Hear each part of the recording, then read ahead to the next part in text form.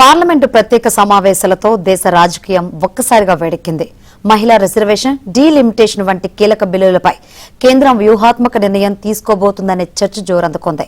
సభను ప్రోరోగ్ చేయకపోవడంపై విపక్షాలు బగ్గుమంటున్నాయి. ఈ క్రమంలోనే ప్రధాని మోదీకి విపక్ష నేత మల్లికార్జున ఖర్గే కీలక లేఖ రాశారు.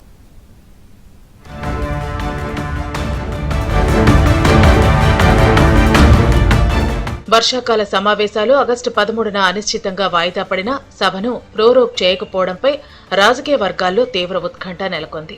సభను ప్రోరోగ్ చేయనంత వరకు మళ్లీ సమావేశపరిచే హక్కు ప్రభుత్వానికి ఉందంటూ కేంద్ర మంత్రి కిరణ్ రిజిజు వ్యాఖ్యానించారు.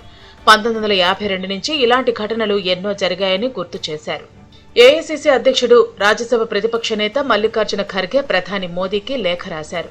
జూలై 16 నాటి తన లేఖను గుర్తు చేసిన ఖర్గే దేశ భవిష్యత్తుపై తీవ్ర ప్రభావం చూపే నియోజకవర్గాల పునర్విభజన వంటి సున్నిత అంశాలపై ఏకపక్షంగా ముందడుగు వేయకూడదని సూచించారు.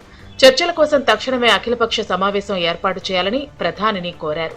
డీలిమిటేషన్ అంశంపై కాంగ్రెస్ పార్టీ తరపున ఖర్గే ప్రధాని ముందు 3 ప్రధాన డిమాండ్లను ఉంచారు. ప్రస్తుతం ఉన్న 543 లోక్సభ స్థానాల సంఖ్యను, రాష్ట్రాల వారీ ప్రాతినిధ్యాన్ని ఎలాంటి మార్పులు చేయకుండా మరో 25 సంవత్సరాల పాటు ఇలాగే కొనసాగించాలని స్పష్టం చేశారు. విపక్షాలు రాష్ట్ర ప్రభుత్వాల అభిప్రాయాలను పరిగణలోకి తీసుకునేందుకు తగిన సమయం ఇవ్వాలని విజ్ఞప్తి చేశారు.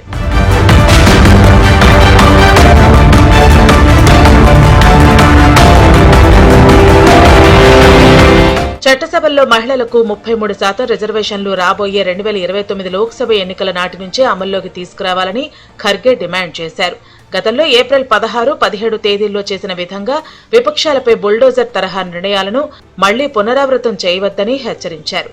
సున్నితమైన బిల్లులను బలవంతంగా ముందుకు నెట్టకుండా పారదర్శకంగా వ్యవహరించాలని కాంగ్రెస్ స్పష్టం చేసింది. మొత్తానికి డీలిమిటేషన్, మహిళా రిజర్వేషన్ల ప్రక్రియపై విపక్షాలు తమ పట్టును బిగిస్తున్నాయి. కేంద్రం ఏకపక్షంగా ముందడుగు వేస్తే ఊరుకునేది లేదని ఖర్గే లేఖ ద్వారా హెచ్చరించారు. మరి విపక్షాల డిమాండ్లపై కేంద్ర ప్రభుత్వం ఎలా స్పందిస్తుంది? పార్లమెంటు మళ్లీ ఎప్పుడు సమావేశం కానుంది అనేది చూడాలి.